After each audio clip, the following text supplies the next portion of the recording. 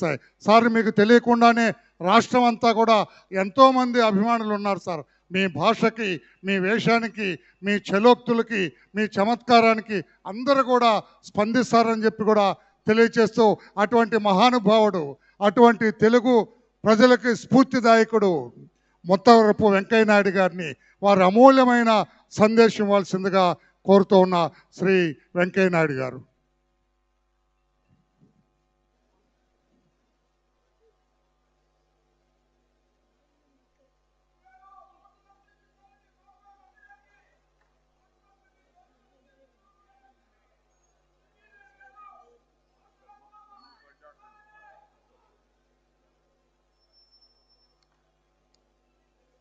సభకు నమస్కారం. మన ఆంధ్రప్రదేశ్ ముఖ్యమంత్రి శ్రీ చంద్రబాబు నాయుడు గారు, అలాగే వేదిక మీద ఉండే శ్రీమతి కృష్ణవేణి గారు, అనేక మంది ప్రముఖులు అందరూ ఉన్నారు.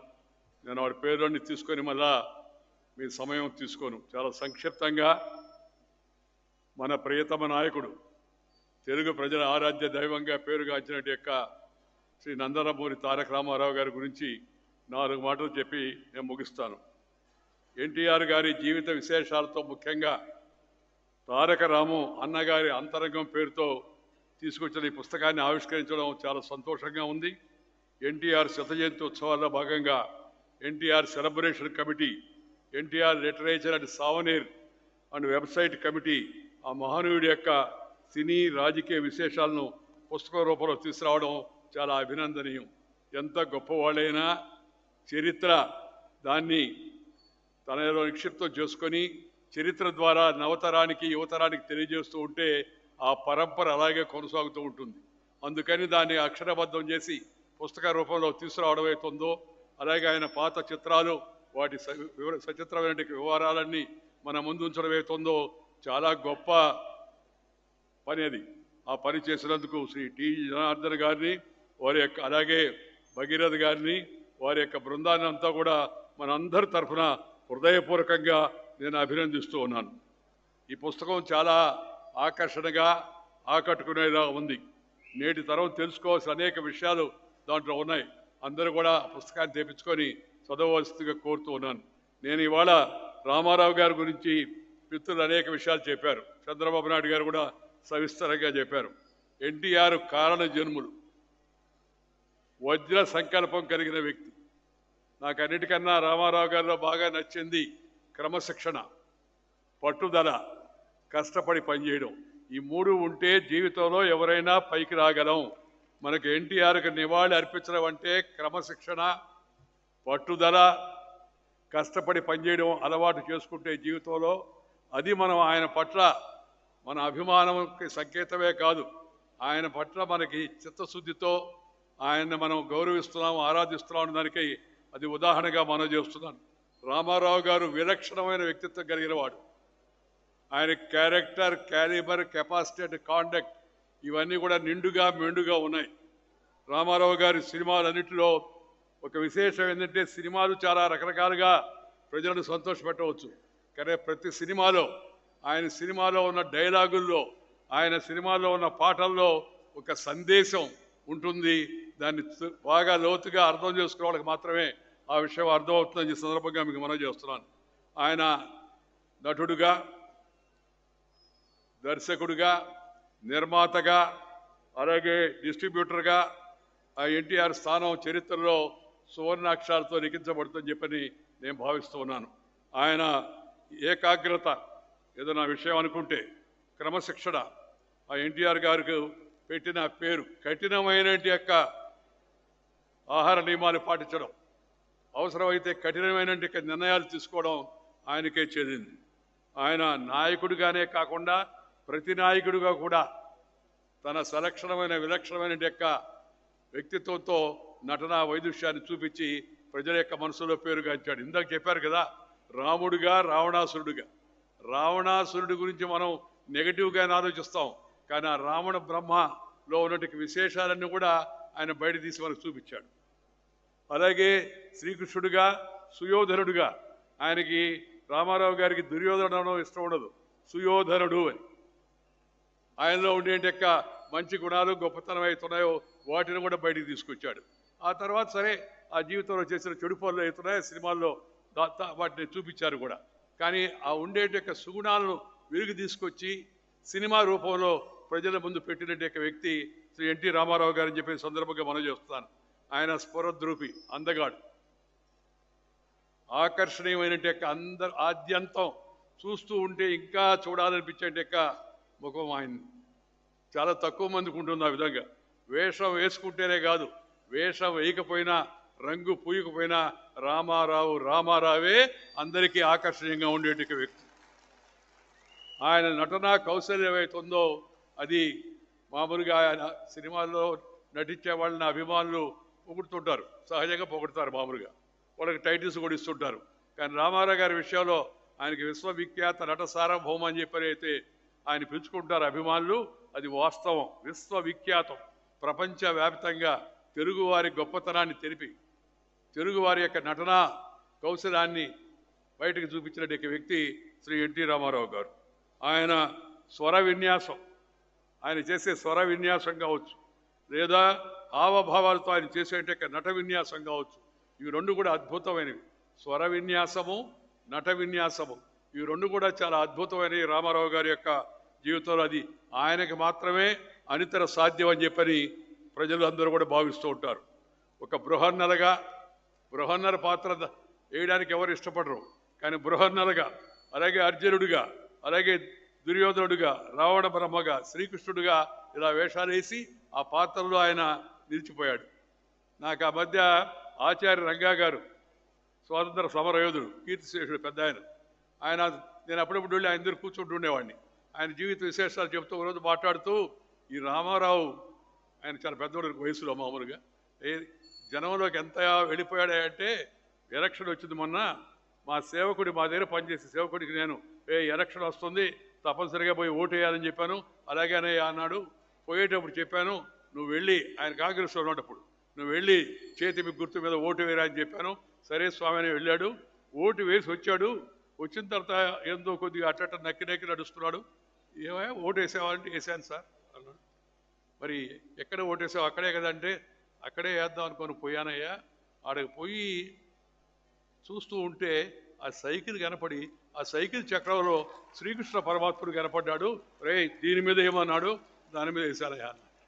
అంటే శ్రీకృష్ణుడు ఎలా ఉంటాడో మనం చూడాల, శ్రీకృష్ణుడు ఇలా ఉంటాడు అనే భావం ప్రజల్లో, సామాన్య జనంలో, పామర జనంలో అందరిలో కూడా బాగా వెళ్ళిపోయింది. దానికి కారణం ఏంటంటే ఆయన చూపించిన నటనా కౌశలం. మనం ఇవాళ ఆయన వజ్రోత్సవాల గురించి మాట్లాడుకుంటున్నాం, మిగతా విషయాల గురించి నేను ఎక్కువగా ప్రస్తావించను. ఆ సినిమా యొక్క ఆయన గొప్పతనాన్ని, ఎలాంటి నటన చేసి ఎంత జనాన్ని, ఆ ఎన్టీ ఓడు సినిమా చూడాలని నాటుండేవాడు ఊర్లో వాడు, ఎన్టీ ఓడు మామూలుగా మాట్లాడితే, ఆ ఎన్టీ ఓడు సినిమా చూడాలి రా, ఏం చేశాడు రా అని చెప్పి ఎడ్ల బండ్లు వేసుకొచ్చి సినిమాలు చూసి జనం వెళ్ళే పరిస్థితి ఆ రోజులో ఉండేది నా చిన్నప్పుడు అంతా కూడా. అలాంటి తన నటనతో ప్రజల్లో బాగా చొచ్చుకుపోయిన వ్యక్తి ఆయన. అనేక పౌరాణిక పాత్రల్లో ముఖ్యంగా ఆయన పరకాయ ప్రవేశం చేశాడు. దాంట్లో ప్రవేశించినట్టుగా ఆయన ఒకవైపు సాత్వికమైన పాత్ర నటిస్తూనే మరొక వైపు ధీర గంభీరమైన పాత్ర కూడా పోషించాడు. యుక్త వయసులో ఉన్నట్టు భీష్మ, ఆయన చిన్న వయసులోనే భీష్ముడి పాత్ర వేశాడు. భీష్ముడు ఎలా ఉంటాడో మనం చూడాల. భీష్ముడు అంటే ఎన్టీ రామారావు గుర్తొచ్చే విధంగా ఆ భీష్మ పాత్రను నేటికి కూడా ప్రజలు మర్చిపోలేట అనుకుంటే భీష్ముడు అంటే రామారావు గారు కనపడేట పరిస్థితి వరకు తీసుకొచ్చాడు. ఆయన దాదాపు 5 దశాబ్దాల పాటు చిత్రరంగాన్ని ఆయన తన అసమాన నటనా ప్రతిభా పాటవాలతో శాసించాడు, రియలీ డిక్టేటెడ్. దాంతోపాటు వ్యక్తిగతంగా తాను మెచ్చిన మహనీయుల పాత్రను అందంగా చెక్కి దాన్ని మన ముందుంచే ప్రయత్నం ఆయన చేశాడు. ఆ పాత్రల ద్వారా నటించి మెప్పించారు. శ్రీనాథ కవి సార్వభౌమ వంటి చలనచిత్రాలు ఎందుకు నిదర్శనం.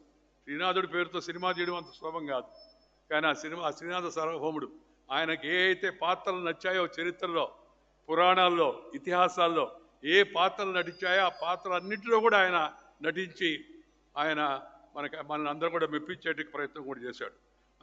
నాకు రామారావు గారి పట్ల అభిమానం కలగడానికి 3 కారణాలు.